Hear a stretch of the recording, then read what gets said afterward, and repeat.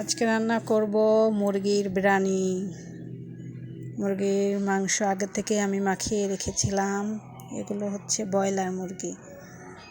বাচ্চারা তো বিরিয়ানি খেতে পছন্দ করে, মাঝে মাঝেই বিরিয়ানি রান্না করতে হয়। অনেক দিন করতাম না, ইদানিং আবার একটু করতেছি। মশলাগুলো মাখিয়ে রেখে পেঁয়াজ অল্প একটু ভেজে তারপরে মশলাগুলো মাংস সহ মশলা কষিয়ে টক দই ছেড়ে দিলাম। আমি অবশ্য বাসায় টক দই বানাই, কিনে খুব কম আনি, আনলেও মনে থাকে না কোথায় থাকে, খুঁজে পাওয়া যায় না।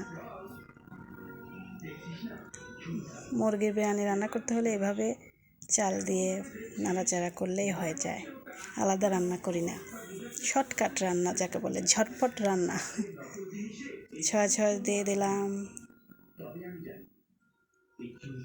বিরিয়ানির মশলাও দিয়ে দিয়েছি একসাথে, দিয়ে একটু ভালো করে কষিয়ে নেব। গরম পানি চুলায় দিয়ে দিয়েছি। এই তো নাড়াচাড়া করছি।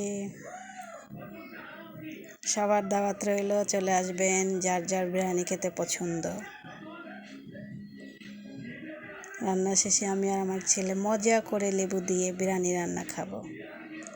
এই যে পানিটা দিয়ে দিলাম, এই যে বলক উঠে গেছে, একটু পরেই ঢেকে দেব,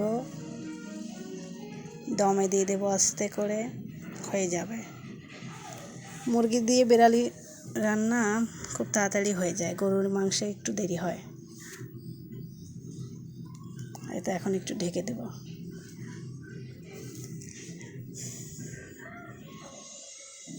এই পেট চালাতে যায় তো কত কিছু ছেলেকে খাওয়াই না,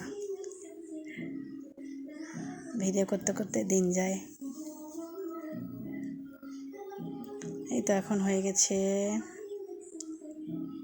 ঝরঝরা ঝটফট মুরগির বিরিয়ানি। ভালোই হয়েছে মনে হচ্ছে, খেয়ে দেখতে হবে।